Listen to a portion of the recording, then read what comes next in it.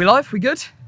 Right, welcome back to the Cannes Hangover podcast, live from the beach at the Martinez Hotel in Cannes on the Croisette. It's a lovely day again. We've been very, very blessed with the weather this week. It's been perfect, like sunny San Francisco. Minus a few clouds in there. Yeah, of course, and some lovely yachts out on the bay as well. We've got the guys from LinkedIn today to talk about video and how the platform's evolving and what content is looking like on LinkedIn. We've got BM, we've got Sudeep. It's going to be a really interesting conversation for the first bit. Then we're moving on later to talk to Kate, who's behind the camera from Getty Images, which we're really excited to chat to her, and also Charlie Barron, who's coming on from Charged Up, which is a new startup and has done a great job activating in Cannes too. And we talked to him on the Monday. He came for lunch with us. He's basically doing the Uber for portable phone chargers, where you can go and pick up one and drop another one. Great. You can drop it into a station and then you basically swap it for another one. So really nice startup. Raised a lot of money in seed and doing a great job activating at Cannes.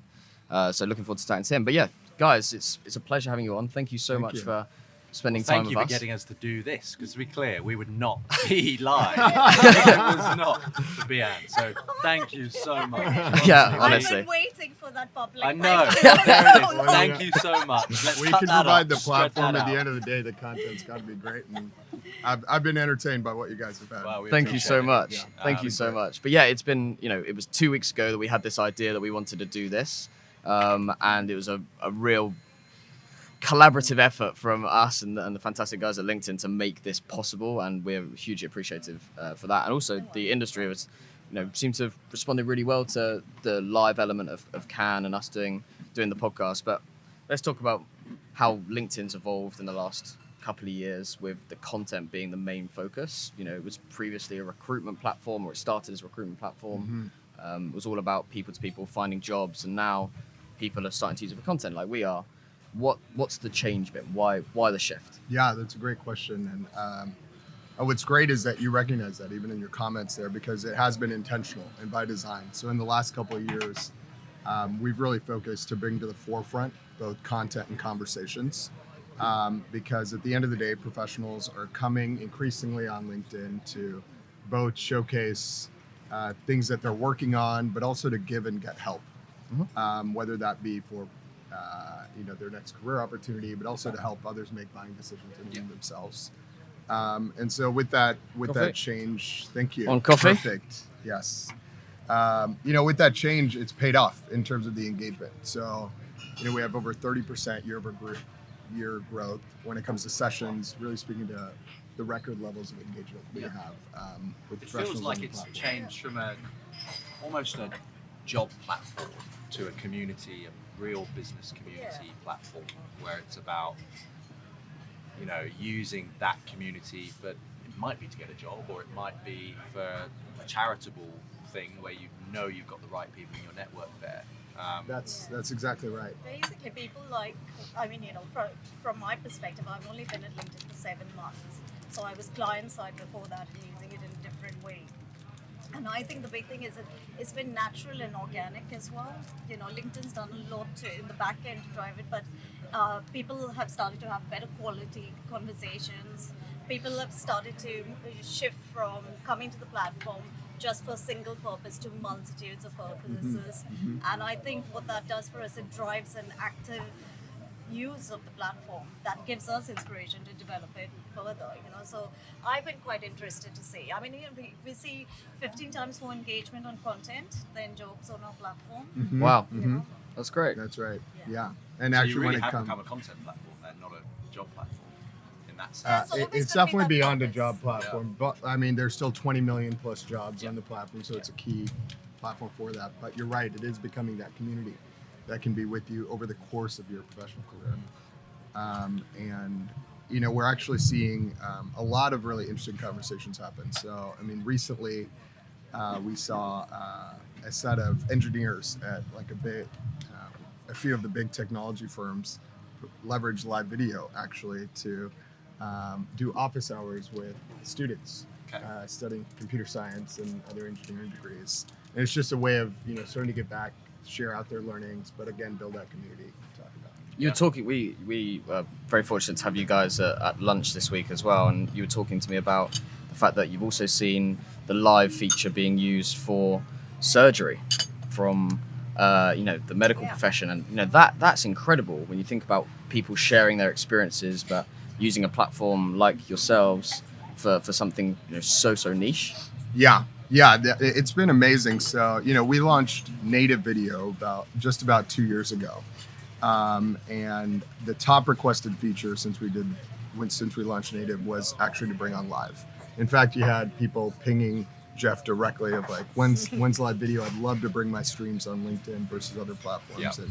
But ever since then, right, we're in a beta right now, as you know, and I'm excited to have you all on there. But really, really unique use cases like the one you just mentioned, where I think it was a John Muir. I forgot the healthcare institution, but where they debuted a new surgery technique right on LinkedIn. That's great. That's great. But we're seeing a lot of like really timely content, right? So that's really other resonating. surgeons watching a surgeon in their community That's do right. a surgery, right? One of my peers in APAC sent me this other example of a guy who's shares X-ray, obviously protected, but just the parts of the X-ray, and gets his peers' opinion. I find that quite fascinating, because actually I've got two friends who are in the medical industry, and it's a tough community to actually engage. They do engage, but not publicly for obvious reasons. So it's been quite nice to see that community. It's a great use case. I hadn't even thought about that. But the Yeah. medical side of it's obviously huge, isn't it? You could genuinely advance medicine through this. That's right. Well, it also collaboration. shows thought leadership in the space. That Yeah. like, even though you may not be that medical professional that is identifying that, you're finding that again, people are coming to LinkedIn to learn. Yeah. And also share out their own learnings, and that's a key way. Like, you're learning about an area, hey, maybe you didn't know that was an area of interest. I think that's a really good point. And there's a comment already in the live stream from Stephen Havers said, "I'm finding LinkedIn an amazing place to connect with people and build relationships. People on LinkedIn are greatly supportive and open-minded community where ideas flow and are shared. The sharing of content and information is increasing, and this can only enhance the whole community." Thank you, Steve. Yeah, Yes, great wow. comment. That's absolutely the type of experience you want to be established. But relationships and positivity seems to be a real differentiator for LinkedIn versus other platforms. There's not a lot of hate. There's not a lot of trolling. People, if they don't like something, normally people keep themselves to themselves. There are obviously exceptions. We're living in a social media world where people want to have their say, but on the whole, people are pretty supportive and get behind people and also give honest feedback. And that's a culture that you guys have bred. But what is next for that community? Like, how can you give them back more to breed that positivity through the platform?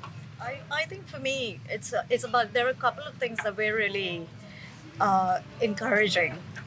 We're encouraging people to have more productive conversations. We're encouraging people to come together around business, because we have seen from research we've done that the content that does well on our platform is content that's inspiring, content that helps me improve my skills and develop myself, and obviously content that's relevant. But people are also interestingly coming for brand news, which I use quite a lot with my clients, because they are very focused sometimes on performance, and there's a huge opportunity for brands to really use it to demonstrate their purpose. We've been at Cannes. I've been going to the sessions at Cannes. Purpose is still a huge, strong, theme for creativity and for brands. So that's one element, and I think the other thing we are mapping the economic graph. We really want to see, understand the work economy, and help more blue collar jobs as well on our platform, and get a community that's distributed. I don't know if you have any comments. I think to what you were saying in terms of that, that protect the quality of the environment, right, in the conversations is, I think, in large part because you're at the end of the day, it's tied to your professional profile. Yep. Right? And so there's self-policing that you see happen. Reputational management. Exactly. At with the end of the everybody. day, as an organization, if you're posting content, it's tied to your brand there, but also your individual brand.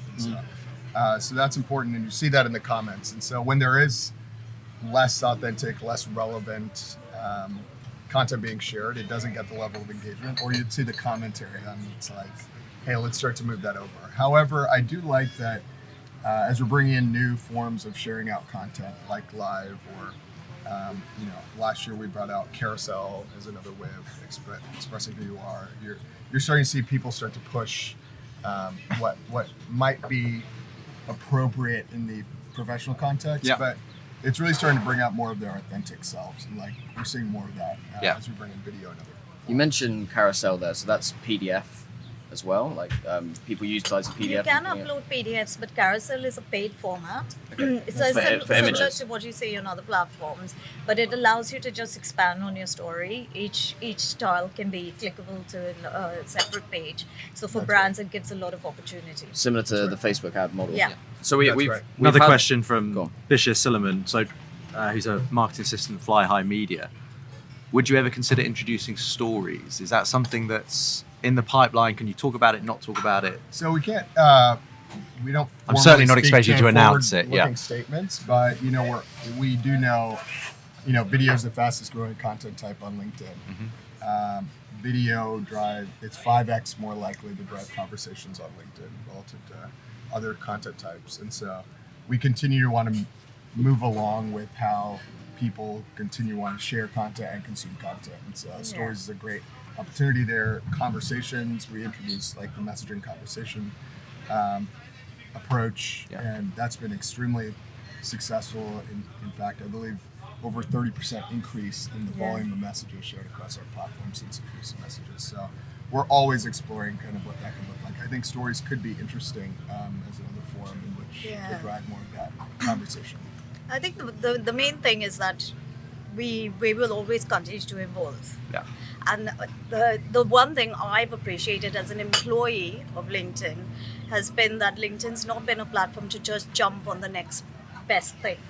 Yeah. They're considered in all their decisions because we've got a value which is about our members first. Yeah. And the experience of the members is 100%. So, we will always focus on what our members are engaging with, what they want, and then we will then respond to what they want and need. I think you're also held to a different standard to all the other social networks in the sense of, with Facebook and Snapchat and Twitter, it's fundamentally about sort of fun and things like that. Whereas LinkedIn is professional first, right? And so you've got to be a little bit more careful with what you just throw in. Whereas if YouTube throw stories in, take it out, throw it in, it doesn't really matter. Everyone's there for entertainment rather than, whereas this it's much more serious to people. It doesn't mean it's not lighthearted as well. No, and that's what I was going to say, that actually, humor does work well on our platform. There was a really good example of one of the departments of government in the States. They were doing a major digital transformation, and they did a live gif of just these little cats just all madly typing away on their laptops, and it just went viral. It's just simple things that humor that show business in a humorous context that does. But you're absolutely right, flippancy doesn't always work on our platform. And we always tell our clients as well as members we meet to test and learn. The only way is because if different people's audiences are different, and you've got to test and learn. Yeah, LinkedIn, so influencers are our business. We leverage influencers on social platforms in order to get the brand message out there and share great content for brands and agencies alike. There are growing amount of influencers or content creators on the platform. How are you going to promote them in the right way or push content creators? I'm very conscious that we've got effectively a plane going down the runway next to us. And I'm not quite sure what that is. And Jordan at the sound desk behind me is Luckily the mics are right here. it's really getting quite stressed about that. Anyway, we're obviously seeing a huge amount of influencers and content creators grow on the platform. How are you guys going to help push that side of things as well? Because that's been the lifeblood for lots of different platforms, help them grow. Instagram became huge off the back of influential figures. YouTube the same. Is that an important thing for you guys, or is it also harnessing the general community too? Yeah, that's why we are here at LinkedIn Live today, Harry, because we wanted to get you guys set up and going. I mean, the content you all create is awesome, and it's to that authentic kind of approach and fun approach. And so you all are influencers in your own right, but also inspiring other influencers. But we actually introduced influencers, right, as a tag, if you will, like about 4+ years ago, really to increase the prominence of like quality content on the platform. But we want to democratize. The reality is that there are a lot of influencers in their respective segments, and so continue to provide new content channels in order for them to do that, like live, like video, as we did 2 years ago, and other ways, but also starting to promote that content organically in the feed. So I'd encourage people that are looking to, that maybe influencers on other platforms or looking to become an influencer, start to test and see how things work on LinkedIn. We regularly hear that the organic reach that you get on LinkedIn is actually quite strong relative to other platforms when the content is It's right. good. So, Yeah, it is. I'd say also there are different types of influencers on our platform. When we talk about influence on our platform, at a certain level, it's people who are opinion makers, C-suite. Then you also have influencers as we understand it. There's a lady called Shay Rowbottom who does an amazing regular series just on LinkedIn, just on how to get the most on LinkedIn or how to behave on LinkedIn like with LinkedIn etiquette. humor. Yeah. I really love that. There's a and- big community of LinkedIn Yeah. gurus, isn't there? And right. actually, yes. Actually, I'd be interested in your perspective, because the other thing that I think is emerging on our platform is this ecosystem of micro influencers. And I think influence as a whole, people are starting to really dissect authenticity to brand promotion, to then reputation and driving that. And I mean, I don't know if you guys have an opinion on how the influence. Well, it's difficult because I hate to think of myself as an influencer, to be honest, but we have a choice. We had a choice at the beginning about what platform to go on, and there's elements of the content we put out, and we do put the content out on YouTube and Facebook and Instagram, but we've always prioritized LinkedIn because of the audience, and I'd rather 2,000 of the right people see it on LinkedIn than 20,000 people see it on Facebook. If they're not the right audience for us, then it doesn't really matter. So from our side, LinkedIn's always been a much more valuable audience per person than the other platforms.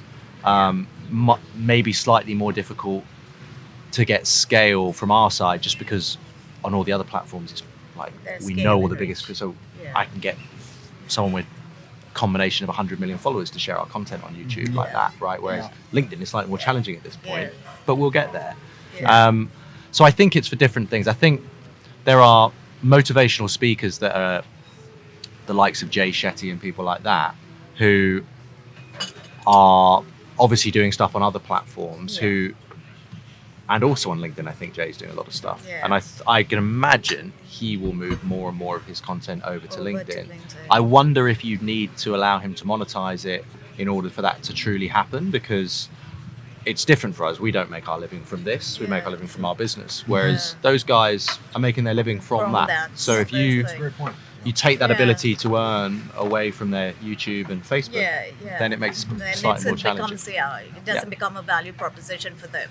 So I think get we that. don't need to monetize. We wouldn't, even if we had the option.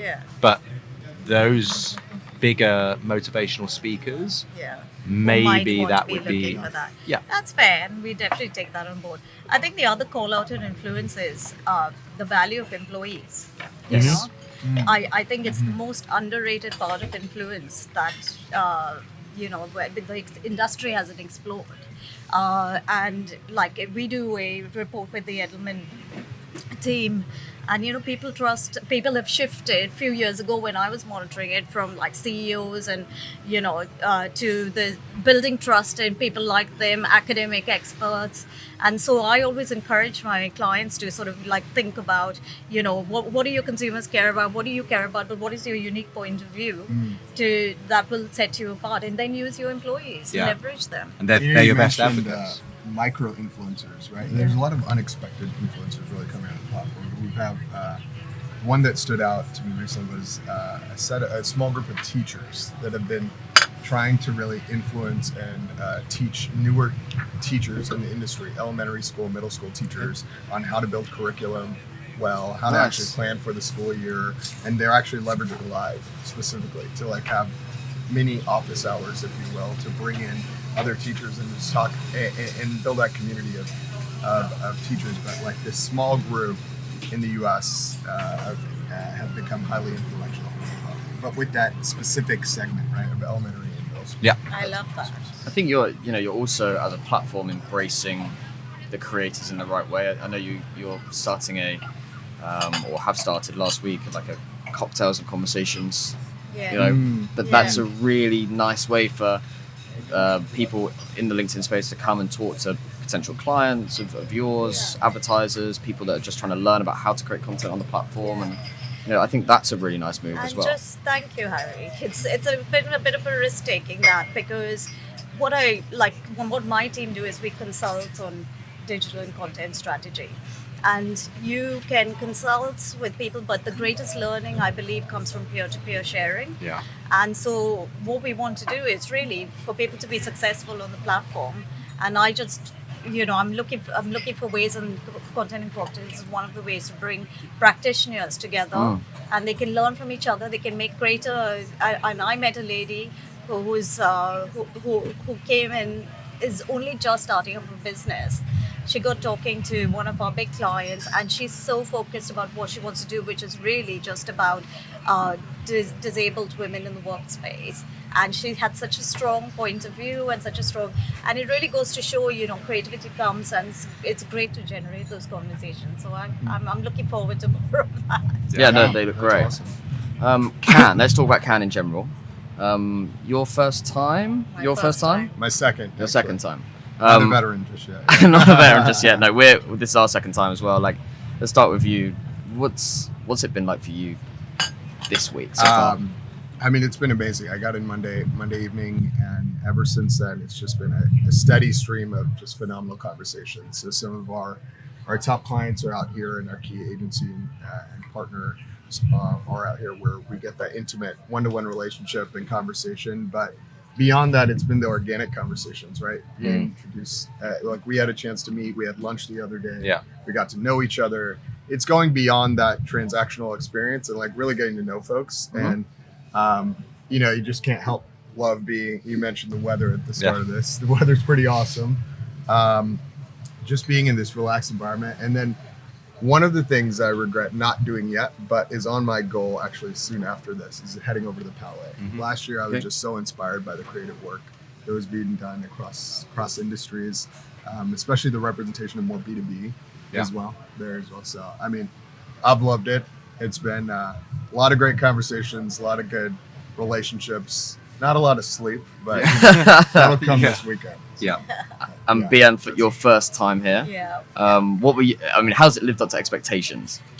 It's definitely lived up to expectations, because I have been at the Valley and consumed the content.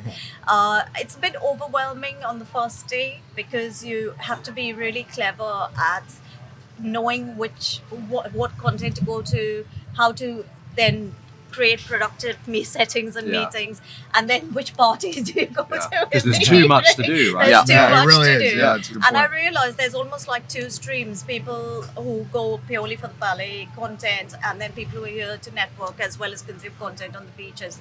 So I'll be much wiser, but it's totally lived up to my expectation. I mean, I have learned so much. I've seen different teams present different work. I saw the two biggest pieces that stood out for me was a presentation from the Burger King team yesterday on how they've used design and how they were awesome, and it was full of humor. In matching shirts. was Yes, it? Yeah, matching, I and saw in it, in the Whopper stripes. That's it. Yeah, yeah.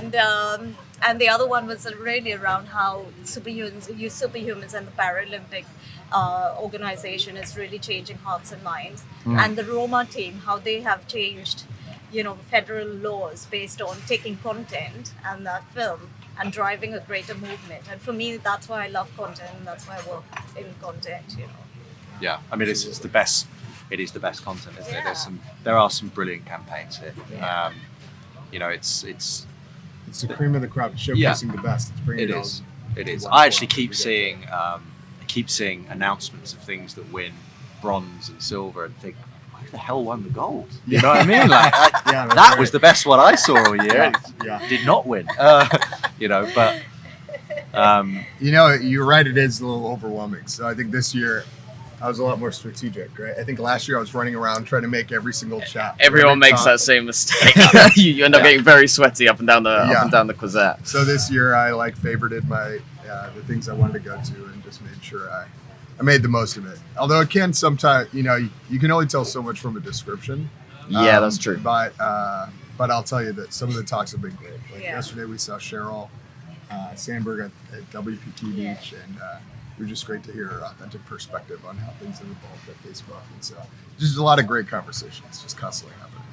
And if you were to do it again next year, which I'm sure you'll be back, judging by the weather and the great conversations you've had, like, what would you change about doing it? Like, would you do the same cherry picking of events, or would you set up a base and stay there and get people to come to you? Like, what would be the way that you did it? Now you've done it a few different ways. Yeah, it's a good question.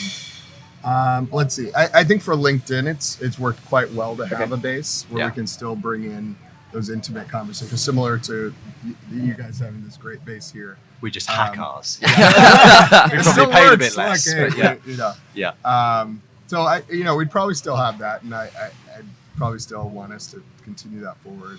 I think I want to spend a bit more time with the creative though, and get that Palais. inspiration and bring that back in.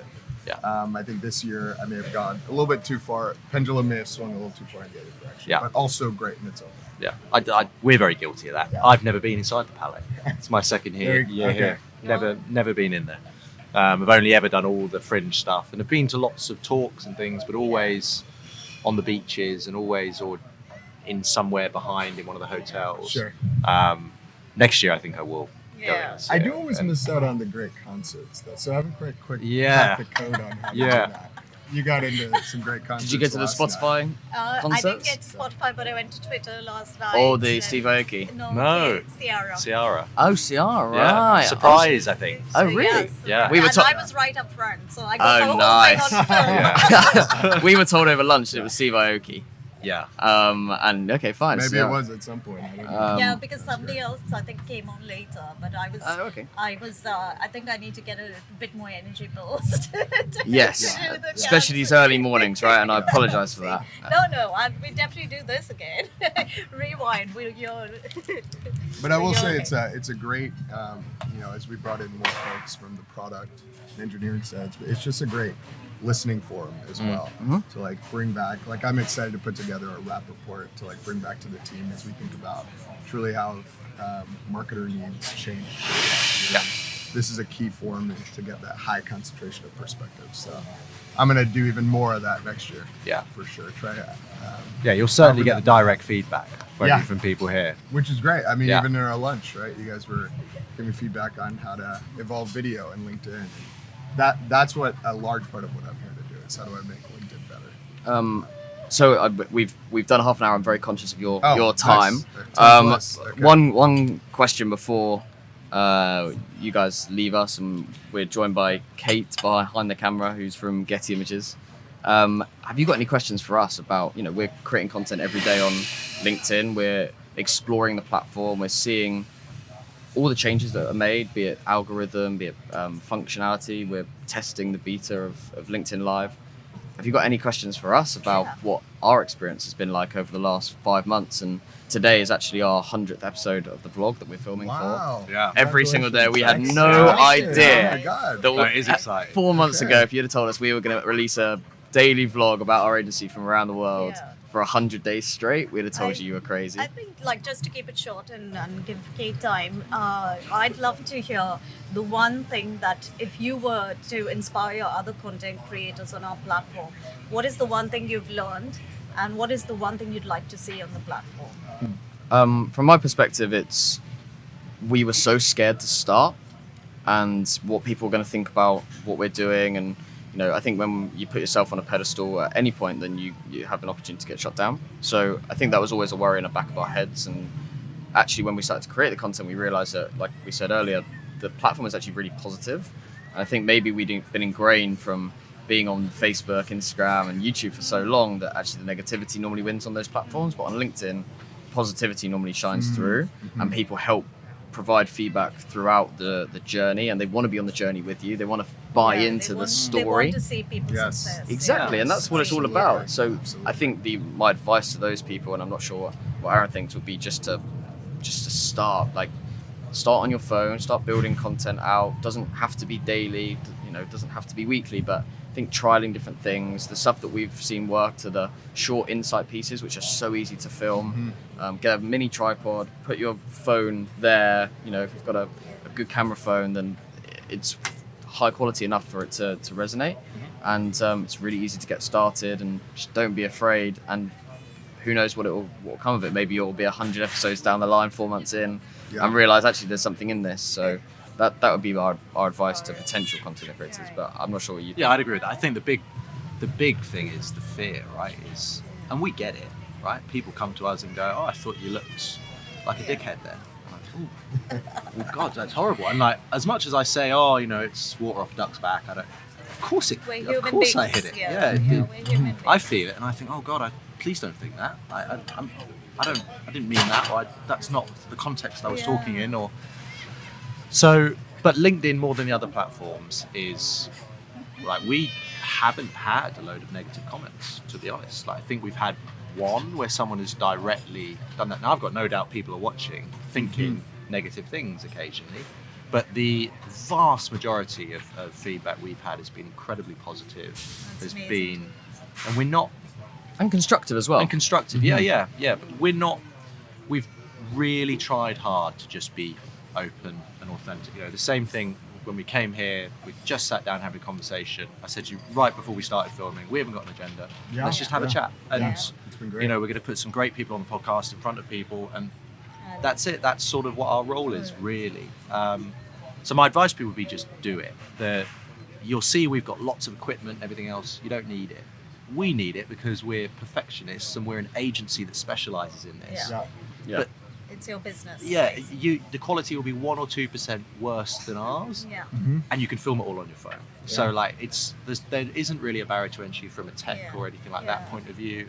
I've seen people contact us and say, "Oh, I've started filming," and I'm watching them, and it's all on their phone, and some of it's brilliant. It's really, really good. It's really insightful. It's completely authentic, and I'm now engaging with these people, and other people I'm seeing their own content grow. And so I agree with Harry. Just do it. And if you are doing it authentically, I think the community more than likely will get support you. They're behind going to you. uplift you. I love that. I Yeah. love that. Authenticity wins overall. Yeah. And vertical video, people are using that on their phones, and it's just about thinking about what do you care about, what do you want to learn about, and just tapping into that community, and you'll be surprised at how people respond. And the comments already through this stream, but along the way, people are trying to make you better as you're trying to help make them better. So that's awesome. Love it. Yeah. What a great way to finish with Thanks, you guys. guys. Thank Thank you you so very much, much. Bian and Thanks, Sudeep man. from LinkedIn. Yes. Really, really appreciate your time, and it's been really, really interesting. And I know the audience on the live stream have been asking lots of questions and really engaged with this. Like, it's been very, very, very interesting. Sure. Thanks for having No, me. thank you very much. I'm Thanks going to so let much. you Enjoy get the on. week. Yeah. Let you get on. All right. Thank Take you. care. Thank you very much. Yes, Thanks a lot. absolutely. See y'all later.